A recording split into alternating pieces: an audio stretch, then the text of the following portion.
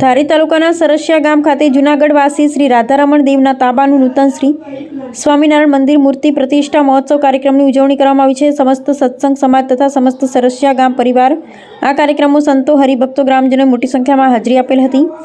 તારીખ 6-5 થી 8-5 સુધીના 3 દિવસીય કાર્યક્રમમાં કથા પ્રવચનનું આયોજન કરવામાં આવેલ।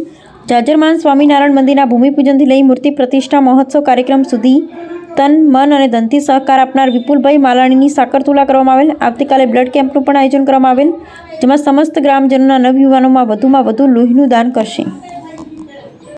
જૂનાગઢ વાસી શ્રી રાધારમણ દેવ તાબાનું નૂતન સ્વામિનારાયણ મંદિર એટલે કે સરસિયા ધામ શ્યામ મંદિર તો છે, પણ મૂર્તિ પ્રતિષ્ઠા સ્વામિનારાયણ ભગવાનની પણ ત્રિદિનાત્મક ભક્તિ ચિંતામણી પરચા પ્રકરણ કથા એવं શ્રી ત્રિદાત્મક મહાવિષ્ણુ યાગ અત્યારે સરસિયા આંગણે ચાલુ છે અને ભગવાન સ્વામિનારાયણનું મંદિર અને એના મુખ્ય યજમાન વિપુલભાઈ માલાણી છે।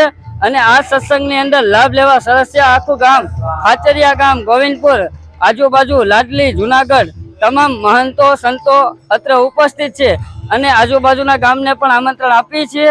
આવું ભવ્યથી ભવ્ય આયોજન વિપુલભાઈ દ્વારા થયેલું છે।